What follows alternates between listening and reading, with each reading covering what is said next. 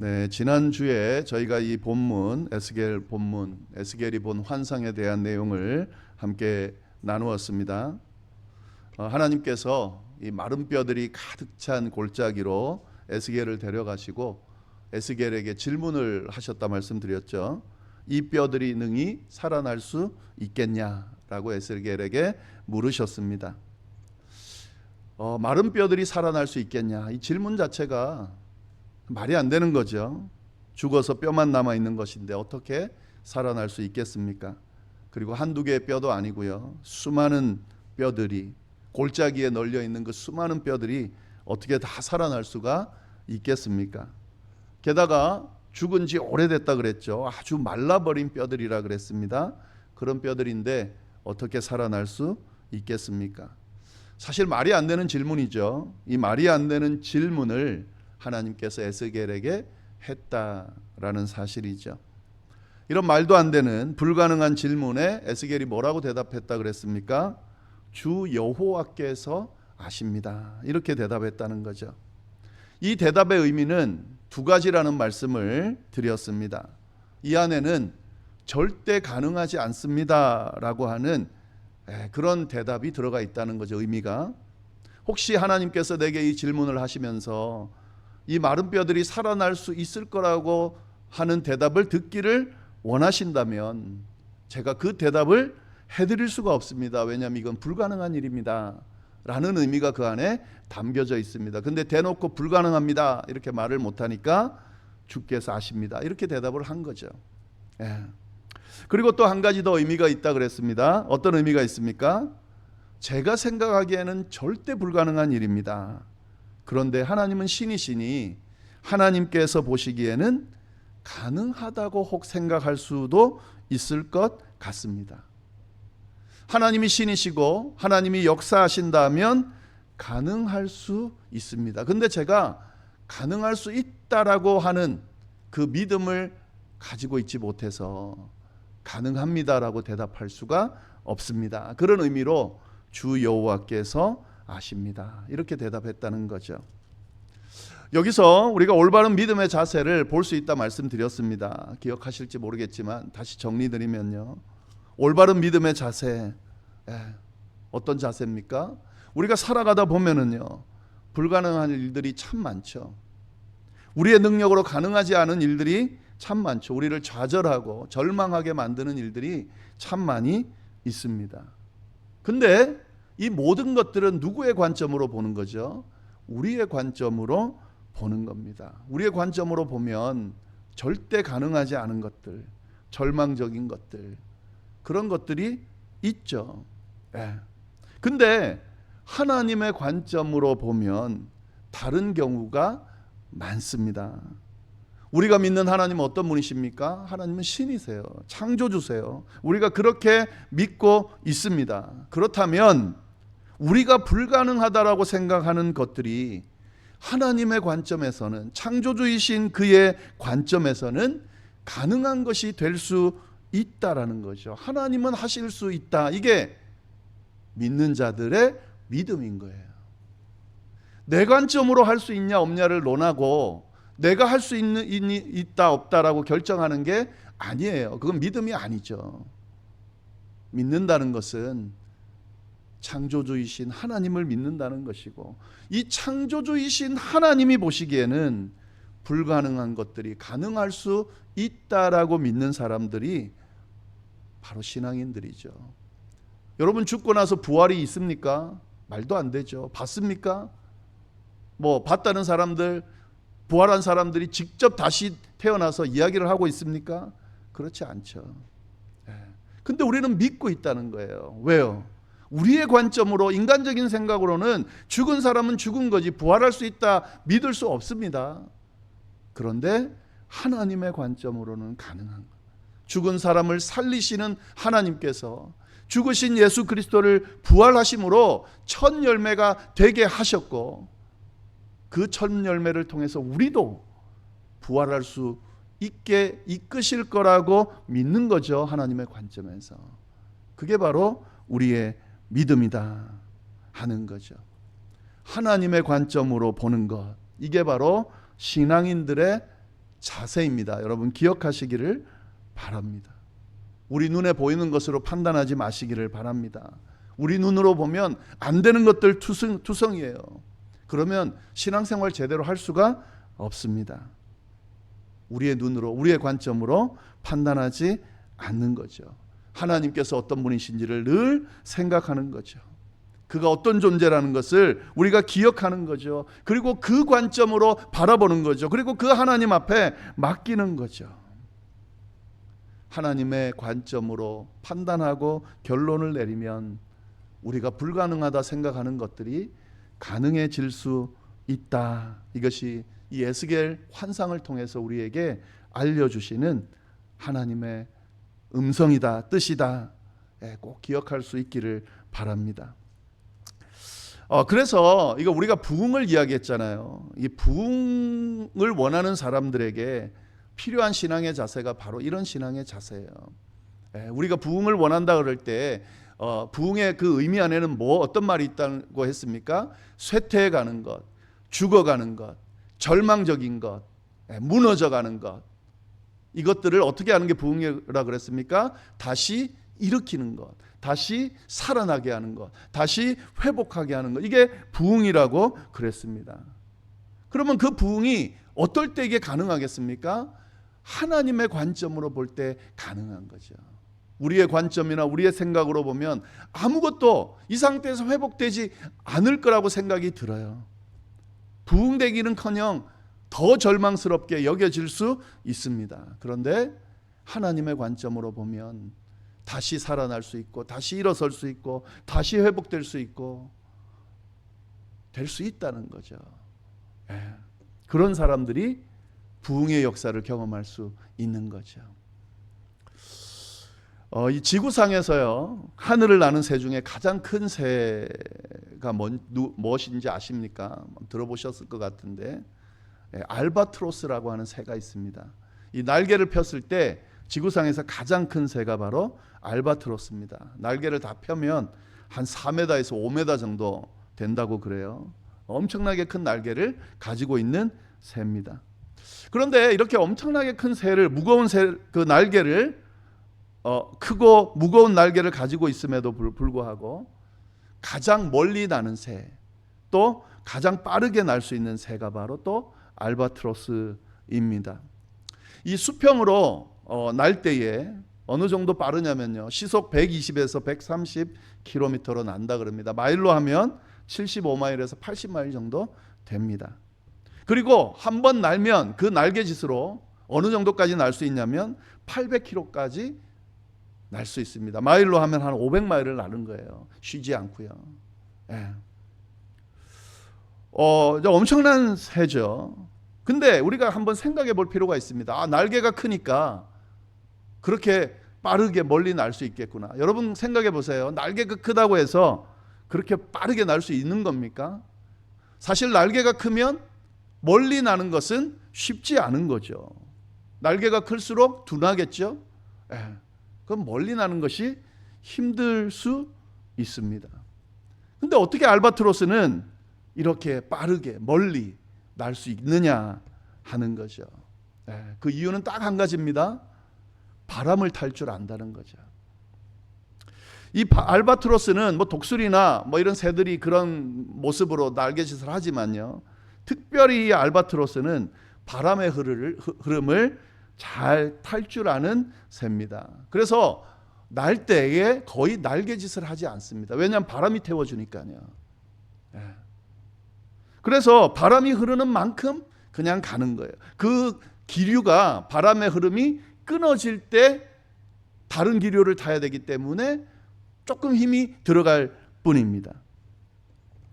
만약에 날개가 영향을 준다면 이 바람을 잘 탈 수 있게끔 영향을 준다고 보면 되겠죠. 날개가 크니까 그 바람을 더 잘 탈 수 있겠죠.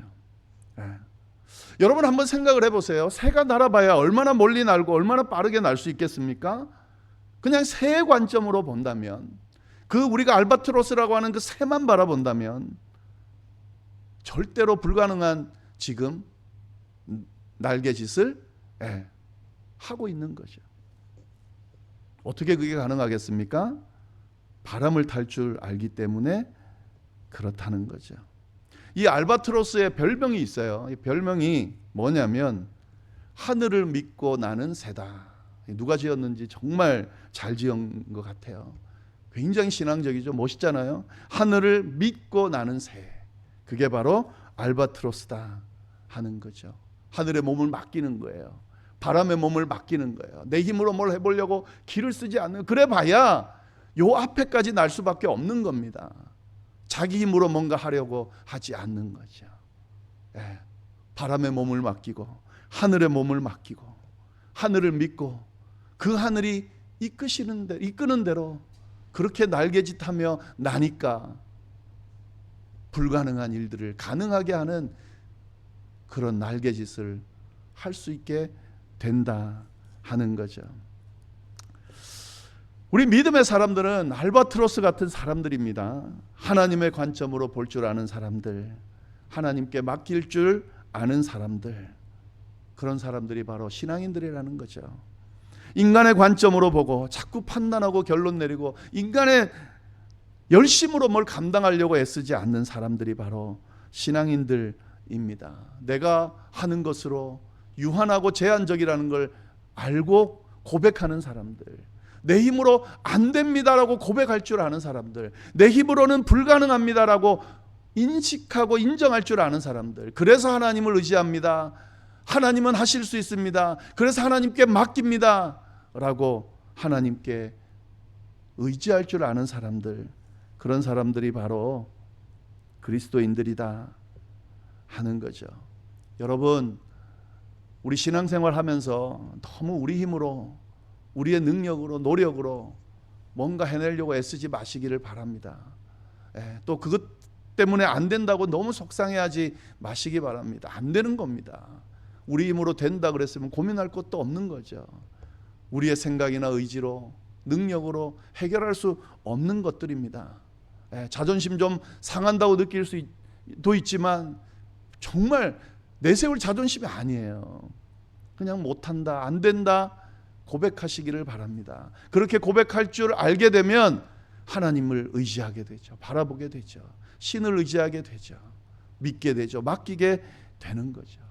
하나님께 내 문제를, 내 형편을, 내 삶을 맡길 수 있기를 바랍니다. 이건 주의 것입니다. 주님이 하실 수 있습니다. 주님이 이끄실 수 있습니다. 저는 주님의 것입니다. 주님이 하시라는 대로, 이끄시는 대로 제 몸을 맡깁니다. 제 삶을 맡깁니다. 이렇게 한번 해보세요. 그러면 그 주님께서 우리들을 바르게, 제대로, 멀리, 빠르게, 강하게, 풍성하게, 복되게 인도해 주실 거다 하는 거죠. 네, 이런 믿음을 가지고 있는, 이런 믿음을 드러내는 우리 모두가 될 수 있기를 간절히 바랍니다.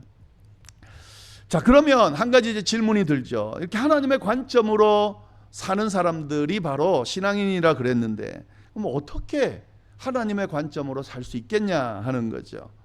하나님께서 인도하시고 하나님을 믿고 하나님이 인도하시는 그 바람에다가 나를 맡긴다 그러면 어떻게 맡길 수 있겠냐 하는 그런 질문이 나올 수 있겠죠. 두 가지를 오늘 본문은 이야기해 주고 있습니다.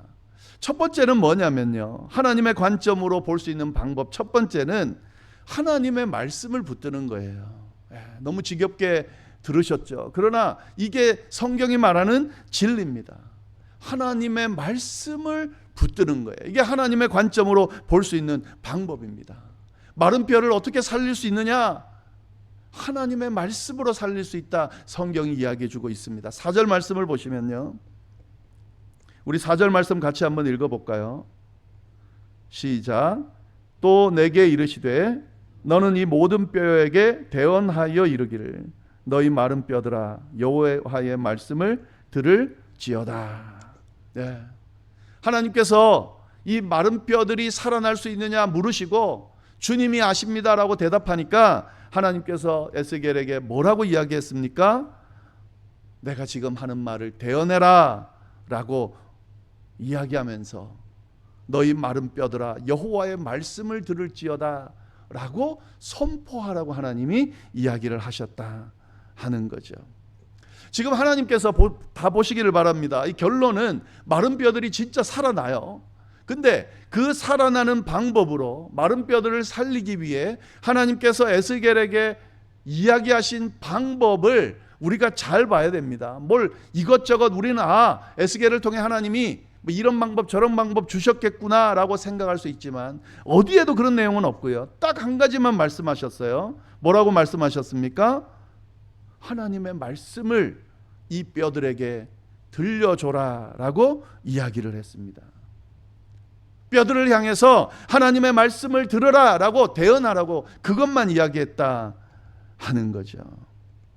여러분, 이 부분이 참으로 중요합니다.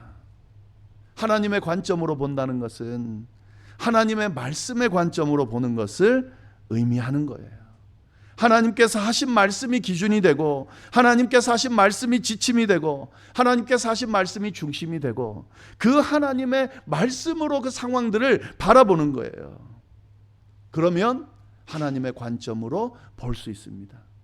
하나님의 말씀을 잘 이해하고 들여다보면요, 그 말씀이 우리로 하여금 하나님의 관점으로 볼 수 있게끔 인도합니다. 왜냐하면 하나님의 말씀은 그 자체로 능력이 있기 때문에 그렇습니다. 여러분 잘 아시는 히브리서 4장 12절 말씀, 하나님의 말씀은 살았다 이렇게 이야기하고 있습니다. 하나님의 말씀은 살았고 활력이 있어서 좌우의 날선 어떤 검보다도 예리하여 혼과 영과 및 관절과 골수를 찔러 쪼개기까지 하며 또 마음의 생각과 뜻을 판단한다 그랬습니다. 그냥 우리가 이 책을요, 이 성경을 말씀을 그냥 글이구나, 그냥 교과서 읽듯이 읽으면 되는구나. 여러분 그게 아니에요. 또 이걸 이 말씀을 읽으면 마치 주문하듯이 읽으면 그러면 이걸 다 읽으면 은혜가 있겠구나. 그게 아니에요. 이 하나님의 말씀은 살아있다고 그랬습니다. 그냥 죽은 말씀이 아니에요. 우리가 말씀을 읽어갈 때에 이 말씀이 살아서 우리로 하여금 우리의 마음을 평안하게 하고 우리의 마음을 위로하고 격려하고 다시 살리고 우리의 마음만 그런 것이 아니라 우리의 행동과 삶 자체도 새롭게 만들어 준다라고 분명히 이야기하고 있습니다. 여러분, 이 에스겔이 하나님의 명령대로 하나님의 말씀을 대언하는 것만 했어요. 근데 어떻게 됐습니까? 7절 8절 말씀을 한번 보세요. 말씀을 들은 마른 뼈들이 어떻게 되는지를 한번 보시라고요. 이에 내가 명령을 따라 대언하니 대언할 때에 소리가 나고 움직이며 이 뼈 저 뼈가 들어맞아 뼈들이 서로 연결되더라. 내가 또 보니 그 뼈에 힘줄이 생기고 살이 오르며 그 위에 가죽이 덮이나 그 속에 생기는 없더라. 에스겔이 하나님의 말씀을 대언했더니 놀라운 기적이 일어났다는 거예요. 막 소리가 들려서 봤더니 그 소리가 뭐였습니까? 뼈들이 서로 이어지는 소리였다는 거예요. 뼈들이 서로 연결되고 그리고 심지어 그 뼈들이 연결된 거기에 힘줄이 뻗치고 그 힘줄이 뻗친 거기에 살이 오르고 그리고 그 살 위에 살같이 피부가 덮이는 이런 기적적인 일들이 일어나더라는 거죠. 정말 마른 뼈들이 하나님의 말씀을 들으니까 일어나기 시작하고 살아나기 시작했다 하는 거죠. 환상이겠거니 여러분 그렇지 않습니다. 하나님의 말씀을 들은 사람들은 이런 기적을 경험하게 되어 있습니다. 성경에 보면은요 그런 예들이 있어요. 죽어서 사흘이나 되는 썩어서 냄새나는 나사로 무덤 앞에서 예수님이 뭐 하셨습니까? 말씀하셨어요. 나사로야 일어나라, 일어나서 나오라 라고 말씀하셨습니다. 그랬더니 어떤 일이 일어났습니까? 나사로가 즉시 일어나 무덤을 해치고 나왔다 그랬습니다. 죽어서 관에 실려서 많은 사람들에 의해서 매여 가던 과부의 아들 예수님이 만나서 그에게 뭐 어떻게 하셨습니까? 그 관에다 대고 말씀하셨습니다. 청년아 일어나라. 그랬더니 그 나인성 과부의 아들이 어떻게 했습니까? 관을 뚫고 일어났다 그랬습니다. 여러분, 이 하나님의 말씀에 갖고 있는 능력이 어느 정도인지를 잘 아셔야 돼요. 이 말씀을 붙들면 하나님의 관점으로 볼 수 있습니다. 하나님께서 어떤 일을 행하실 수 있는지, 어떤 분이신지, 어떤 능력을 갖고 있는지, 그리고 이 말씀을 듣고 이 말씀을 제대로 붙든 사람들에게 어떤 일이 일어났는지 무궁무진한 말씀의 내용이 이 안에 담겨 있습니다. 그 말씀을 들으면, 이 말씀을 붙들면 이들과 동일한 기적이 내게도 임하는 거예요. 참 신기하죠? 내가 겪고 있는 문제들, 어려움들, 내가 죽어가고 있는 이 상황들, 우리의 인생의 허무함들, 이런 것들 어떻게든 해결해 보려고 이 사람도 찾고 저 사람도 찾고 이 방법도 찾고 저 방법도 찾으려고 길을 쓰는데 참 신기해요. 그래도 안 되는데, 그래서 방법이 없다고 말하고 있는데, 그 방법이 말씀 안에 있다고 이렇게 분명히 이야기하는데 말씀을 안 읽어요. 말씀을 소중하게 생각하지 않아요. 접하지 않아요. 여러분, 이상하잖아요. 하나님의 말씀을 읽고 이 말씀을 붙든 사람들 중에 인생이 변했다고, 삶이 변했다고 고백하는 사람들이 수없이 많은데도 불구하고 이상하죠? 왜 안 읽을까요? 어떤 방법이라도, 내 문제를 해결할 수 있는 방법이라면 뭐든지 하겠다고 말하는 분이 그 방법이 여기 있다는데 왜 안 읽을까요? 왜 소중하게 생각하지 않을까? 왜 이 방법은 한번 해보려고 하지 않을까요? 물론 믿지 않아서 그럴 거겠죠, 기본적으로. 근데 여러분, 한번 해보세요. 마른 뼈들이 말씀을 듣고 살아나는 기적이 내게도 일어날 수 있습니다. 그게 말씀이 갖고 있는 능력이에요. 여러분, 신앙생활 하는 분들, 믿고 지금 기독교인이 된 분들 한번 보세요. 그 과정을 보시라고요. 쉽게 편하게 그냥 부모님이 믿었으니까, 아니면 교회 나갔으니까 나오게 되고 믿게 됐다. 여러분, 그런 사람들 없습니다. 한번 생각해 보세요. 지금 여기에 내가 이 자리에 신앙생활하면서 어떻게 앉아있을 수 있게 됐지? 어떻게 믿게 됐지? 어떻게 내 삶이 신앙인으로서 바뀌었지? 예전에 내가 살던 그 삶과 지금의 삶이 어떻게 이렇게 달라졌지? 딱 한 가지밖에 없습니다. 끊임없이 선포되는 하나님의 말씀에 노출됐기 때문에 그렇습니다. 말씀 가운데 역사하시는 하나님께서 말씀을 통해 우리를 끊임없이 붙드시고 이끄시고 인도하셨기 때문에 이 자리에 있는 거예요.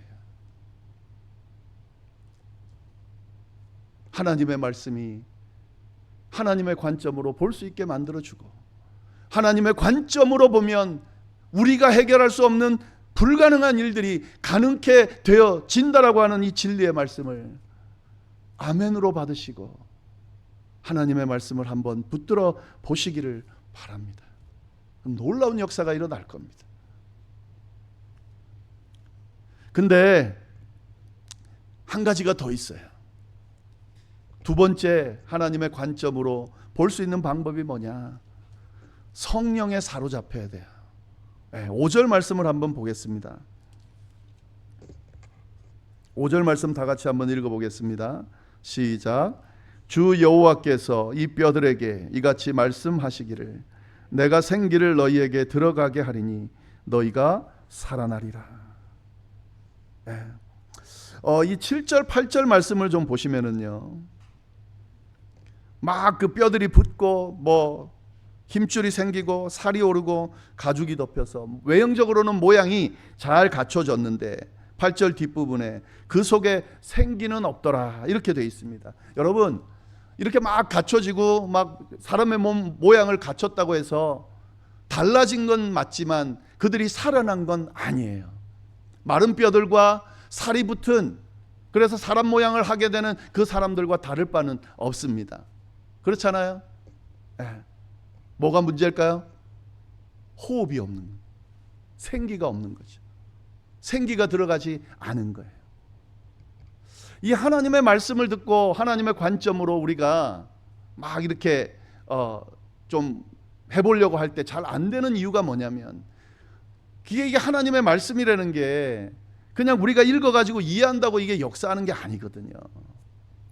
성령이 역사하셔야 돼요. 성령이 함께 하셔야 돼요.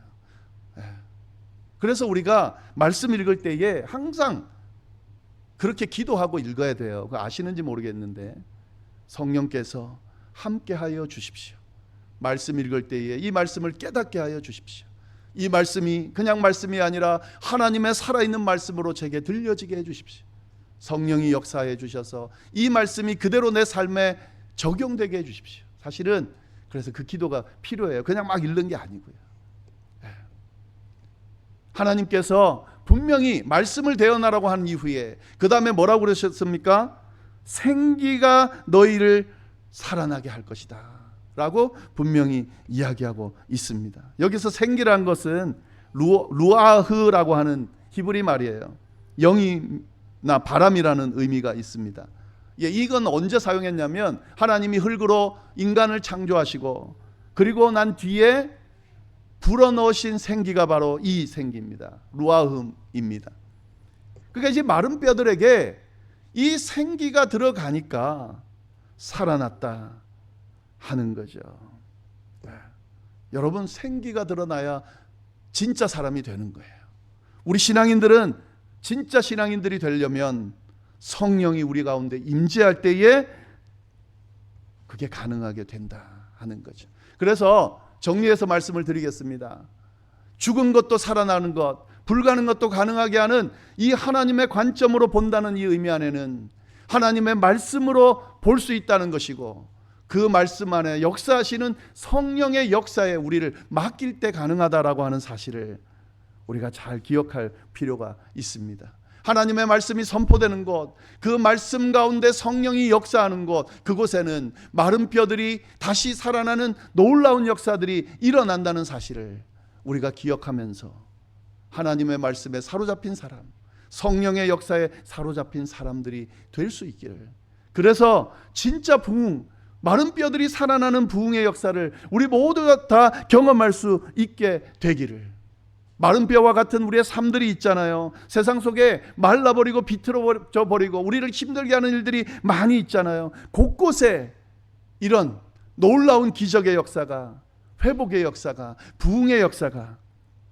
저와 여러분 가운데 넘치게 일어나기를, 그래서 야, 하나님을 믿고 섬긴다는 것이 이런 복된 것이구나 라고 하는 그런 놀라운 고백들이 넘쳐날 수 있게 되기를 간절히 바랍니다. 이런 역사가 우리뿐만 아니라 우리 가족들, 우리 주변 사람들이 교회 안에도 풍성하게 일어날 수 있기를 간절히 바랍니다. 기도하겠습니다.